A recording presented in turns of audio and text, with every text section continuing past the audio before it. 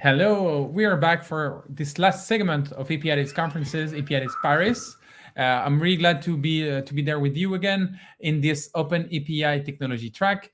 We will continue the discussion about like whatever standard or de facto standards, API standards in this discussion. We will start by asking the question: why can't us consumers have APIs? So that will be a question we will be answering, and we will be answering with Salman, who will be there with us. Hi there. Salman, are you here? Yeah, Salman, partner of Top Funds. Hello, Salman. How are you? Excellent. Thanks, Mehdi. Great conference. Yeah, great conference so far because of speakers like you. So we're really glad to have you. Are you able to share your slides with us? Yes, sure. Does that work? So far, yes. Perfect. Excellent. The stage is yours for 20 minutes. Excellent. Thank you, Mehdi. So I think everybody at this conference agrees that APIs are amazing. I'm old enough to remember that startups around year 2000 all needed a couple of $1 million worth of servers and Oracle database licenses just to get a simple website going. Not to mention all the people needed to maintain the web service. And now it's like every developer in every company is a big smiley emoji at the center of its own ecosystem, connecting to other smiley emojis using APIs. You all know this better than me, but these days, anyone can set up a server on AWS or Google Cloud and patch in APIs and set up e-commerce and take payments and send text messages and on and on and on. Basically, thanks to cloud computing and the API economy, you can set up a sophisticated website or service in no time with little or no money up front. You think this is normal, but it's actually amazing. And that's why the big smiley in the middle of my screen is chilling out with the cool sunglasses. In fact, I'm going to put a little crown on them because it's a king. And you are all kings. In fact, any business setting up on the internet today is a king, because you're all sitting in the middle of a pretty level playing field, enjoying all these amazing services. Ultimately, you're controlling your environment and all your data. You're autonomous, sitting in the driver's seat, deciding which of these amazing APIs to use without giving up control of your data or your environment. Fortunately, it's not how things work for any of us as consumers. We're all stuck in these silos where our data and our interactions are controlled by the services we use. I was actually tempted to label these two silos that I try to depict here as Google and Facebook, because they're such easy targets for this. But the fact is that this is pretty much how all of the web works for consumers today. And the result is that as consumers, we're stuck in those silos and we don't control our environment or our data. So we can't patch in APIs. And we can't choose which services or companies can't interact with our data coming from other services. And unlike the B2B world, as consumers, we have no autonomy or control over our data. And by extension, we don't have control over our digital lives. So here's my question is, with all the amazing things that have come out of the B2B world, where it's so easy to set up servers on the cloud and patch in APIs to help us achieve all we want to do, why can't we use these same technologies in the B2C or consumer world as well? In other words, given it's become so easy to set up servers and APIs, isn't it about time we all had our own servers? So what would that look like? So each of us would be running our own servers and have our own private databases with all our personal data under our control. I'm not saying that companies like Google and Facebook shouldn't keep our data. I don't want to get into this whole data privacy issue here, even as important as it is. What I'm saying here is that I would want all apps I use to connect to my personal server and put a copy of my data on my server, so I can play with it and hook in APIs and mash it up and do what I want with it. Wouldn't that be great? Of course, there are a couple of problems with this model. If each person set up their own server in their own way with their own proprietary way, either they would have to develop interfaces to each of the web services they use, which is not that easy for consumers, or every company would have to invest the time to make sure they can interact with each of our servers. Of course, no app developer is going to create a different API for each person who has a personal server. And so without developers developing those interfaces, we don't have any apps to hook into our servers, and without apps, we don't have any data to keep on our servers, and of course, without data to hook into APIs into, what's the point of having a personal server? So there's this wonderful organization called My Data. And a couple of years ago, when you could still have in-person conferences, we were at this My Data conference, and a few of us who were working on personal servers and PDSs, that's personal data stores, we went off and had a couple of drinks at the pub and came up with this idea of creating one interface, one set of rules for communicating between personal servers and data stores. We called it SEPs, Common Endpoints for Personal Servers and Data Stores. So when an app developer like yourself creates an app that works for one personal server, effectively it could work for all of them. And this would motivate app developers to create more apps. And if there are a bunch of apps using the same API, then more people would actually set up their own personal servers, which would attract more app developers and personal servers and on and on and on. And then you can start to imagine that you can have a rich ecosystem where each of us has her own server and controls all her data. We figured that ultimately all applications use these 4 or 5 basic commands: read, write, update, and delete data in a data store. So in SEPs, we agreed that if all servers, all personal servers, use these same paths and the same endpoints on their server to allow apps to read and write records, then app providers, websites can write their apps once and connect to our servers, and it can work on all servers that adopt SEPs. So, and we put together, obviously, an authentication mechanism based on the OAuth 2 standard to make sure the app is authorized to take those actions. But that's it. So I'm going to do a demo because I have this browser extension called Viewlog. So I'm going to go to this random article from a couple of years ago. And what you can do with Viewlog is that if you highlight some text, it's basically a highlighter and a bookmarker. So if I highlight this text, I can actually do these things, go on edit mode and change colors and, you know, highlight in different colors and such things. And actually, if I get links, I'm like, yeah, I want to see all of this guy's posts. Sounds amazing. I can add it to the inbox. And if I go to my extension, well, I have my quotes. I have my inbox for things that I want to read later. And all that. So this is not revolutionary technology. In fact, most of the highlighting stuff I got from somebody else who had this wonderful project, open source project. And the point is that other Viewlog extensions can, browser extensions can do these kinds of things. And what's different about Viewlog is that it actually stores your data on your own server. So normally apps store data on their own servers. Here, I'm logged into Viewlog as this guy called Apidays demo on the server called alpha0freezr.herokuapp.com. So if I go to my server, alpha0herokuapp.com, I'm logged in as this guy, Apidays demo. And if I go to my Viewlog app, I can see that the little bookmark that I did here is there, and I have my quotes there, and it's sitting on my server. So I'll go back to my presentation.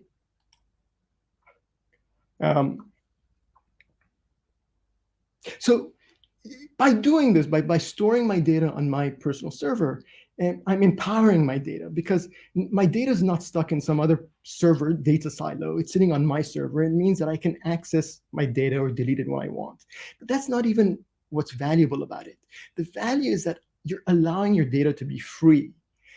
Not free as in beer, as the saying goes, but free as in autonomous and free to interact with who you please. So maybe someone else can build an app that analyzes my bookmarks and recommends interesting articles.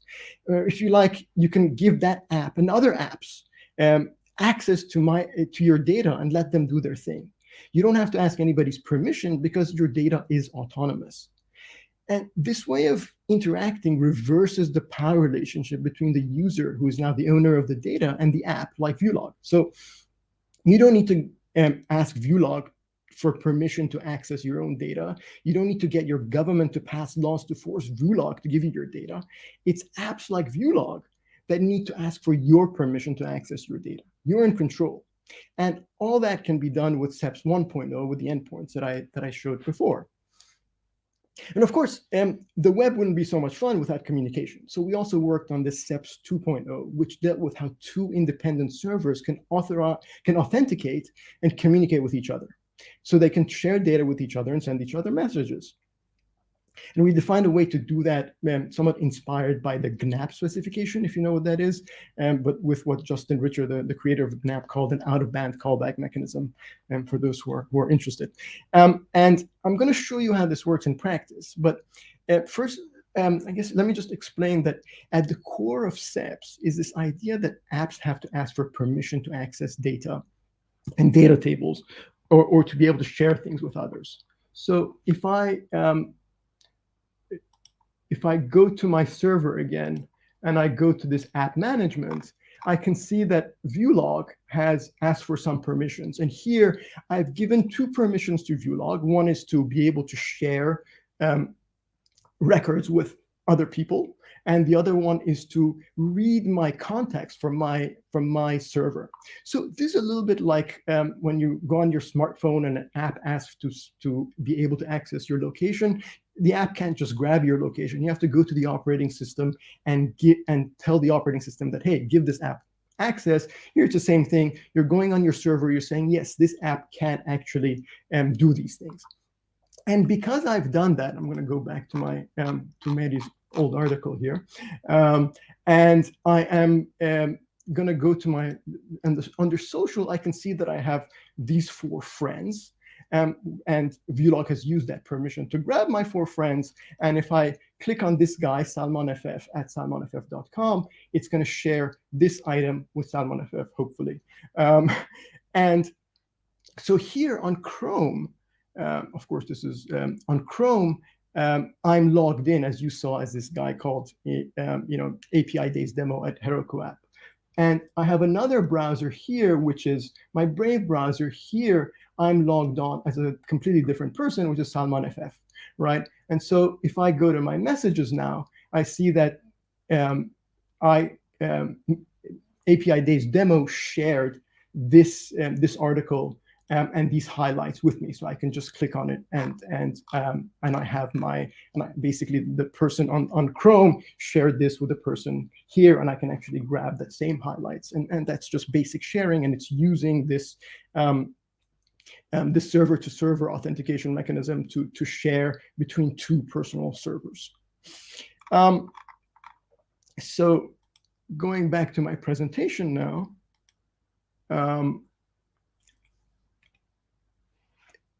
These are the endpoints that SEPs 2.0 uses to be able to share. So there's there's a get for getting all the permissions the user has granted. There's a share records endpoint to tell the server it wants to share a record with somebody else, and then that somebody else, the person the data is being shared with, goes through this validation token flow to validate that it can actually access the data being shared with it. And then finally, an app can also send a message to another server using this server initiate endpoint.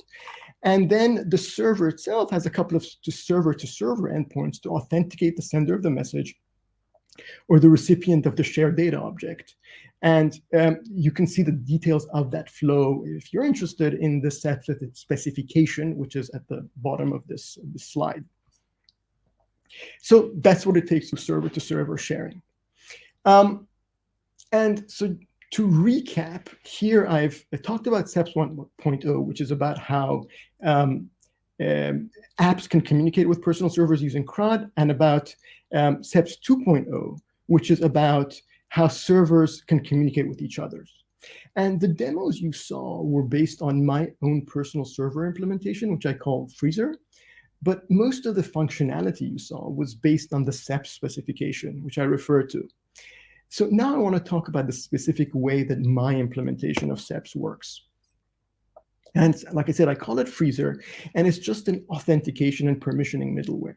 The idea being that you can sign up for a freezr server for an account, but freezr doesn't store any of your data, even though it's called a personal server.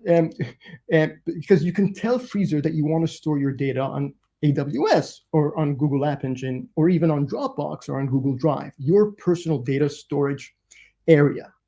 And in fact, I'm working with Ethereum Swarm, or rather a spin-off of Ethereum Swarm, which is called the Fair Data Society, so that you would be able to store your data on Ethereum Swarm, which is a Web 3.0 storage system, which I think is pretty cool.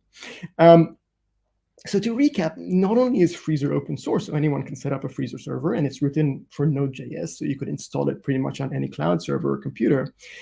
You can also have multiple users on each Freezr, with each one deciding where to store their data, whether it's on Dropbox, their own Dropbox, or Google Drive, or Ethereum Swarm, hopefully soon.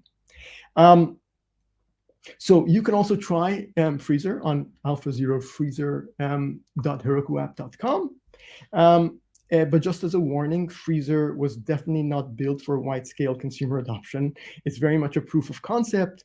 Though having said that, I've been using Freezr for the past 8 years, and myself for my own personal server use. And you can also try it on this URL. And I will then go and do another demo, or just show you a couple of things here. So first of all, when you go onto this Freezr server, you can register on alpha0freezr.herokuapp.com, and here you can choose your file system, and basically you can tell Freezr, hey, store my data on my Dropbox or Google Drive, and you can authenticate, or you can go to AWS and just put your access keys to your bucket there. And what Freezr does is basically it just stores that key, which also means that you can also always tell Freezr to revoke that key, and then it stops having access to that data. So that's your files, and what happens is that you can also use that file system as a database, or you can use Mongo.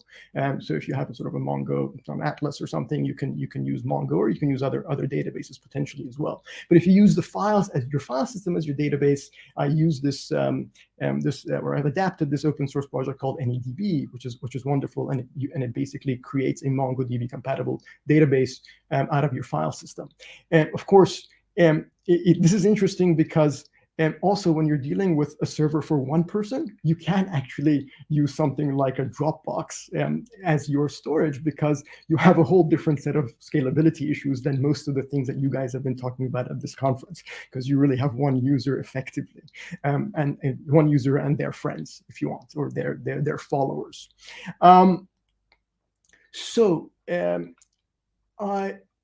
To go back here, if you remember, I had this Apidays demo user, and so that Apidays demo user had told Freezr it wants to use its Google Drive as its backend. So basically, on that Google Drive, there's a file, there's a sort of a folder created for users Freezr and Apidays demo, and there's a database in there, and these are basically database files sitting and being served off of that Google Drive. And effectively, if you look at dev sent, this messages sent database, you can see that it was updated 4 minutes ago. That's when I sent that message. So this is the database actually in action. But there's one other thing that Freezr does, which is that it has basically it uses the file system. When you have an app on Freezr, it basically stores, an app is just a set of HTML files and JavaScript files and CSS files. And when you install an app, it basically is taking those files and putting them on your Google Drive or your storage space. And so when I'm here and I'm actually going on ViewLog, what Freezr is doing is grabbing the files from my Google Drive. It's grabbing the data from my Google Drive and mashing it up and showing it here. And in fact, so if I go to, and in fact, so there's an API that I've built that allows for any storage system to be hooked up. So let's say if you want to, and now if you go on my GitHub, you'll see somewhere deep inside, there's an environment file, and in there's environments for AWS and Google Drive and such things. If you want to do it for Microsoft Azure, all you really have to do is to emulate these these dozen commands, and connect them to the Microsoft Azure API, so that Freezr can then connect via these APIs to Microsoft Azure, and use that as the storage space. So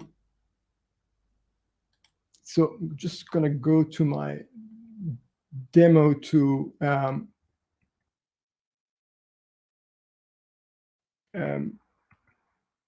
sorry, there. So I'm going to try to conclude, and I think I'm running out of time almost. So I'll conclude by just referring back to what Mehdi said when he started out this conference, where he pointed out to this amazing value that API companies and the API community the API economy has created. And we can see that in the vibrancy of the API ecosystem and in this conference. And my view is that the API economy was only possible because API users or customers are sitting on a relatively level playing field. Each customer can largely control its environment and its data. And this data environment is sitting on servers in the cloud, but however much AWS or Google try to tie you into their offering, they're largely still providing a commodity infrastructure that puts you in control and allows you to manage your infrastructure the way you want and patch in these APIs if you like. And I think it would be fantastic if we could have the same freedom and the same vibrant ecosystem for consumers instead of being stuck in silos. And the only way I see that happening is that we all have access to our own servers, even if it's via other service providers, as long as we fully control our environment and our data so that we can patch in APIs as we like. What I believe is that it's possible to build that world using the tried and true technologies of Web 1.0 and Web 2.0, and we can talk about Web 3.0 in the Q&A if you like. And I've tried to show this is possible by describing this, SEPs 1.0, which is a CRUD API to our personal servers, SEPs 2.0, which is about communicating between personal servers, and something called the something like the freezr-Storage API to separate out the storage layer. So if you're interested in advancing this type of thinking, feel free to get in touch with me. I think we have still a couple of minutes for questions. Yeah, thank you very much, Salman. We have 4 minutes for questions. Thank you for this presentation. That was clear, the 3 layers, that makes all sense. A few questions. It really reminds me, like the VRM, the vendor relationship management idea, or what Albert Wenger, a partner at Union Square Venture, used to say, the right to be represented by an API or the right to be represented by a bot. In a sense, a server here, where actually application will be able to connect with my server, with my authorization, and get what's needed and communicate with me with notifications. So yeah, it all makes sense. It just all makes sense. Yeah, I think so.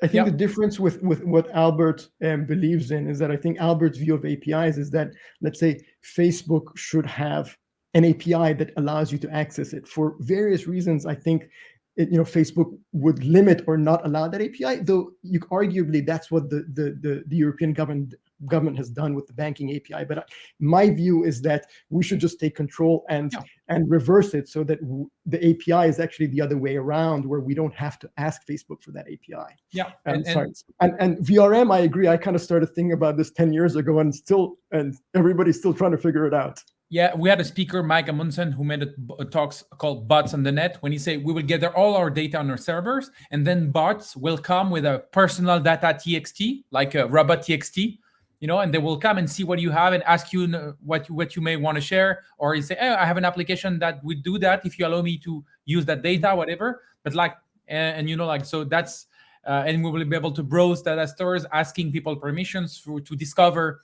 applications. So yeah, actually it makes sense to have this personal data, a copy of the personal data owned by us. And GDPR say they will allow it. It doesn't work in practice, but at least we should have the right to have a copy. Mm-hmm. One question also is about the decentralization of authorization, because here you want to use OAuth too, but let's say that which OAuth I will integrate? Who will be the authorization server?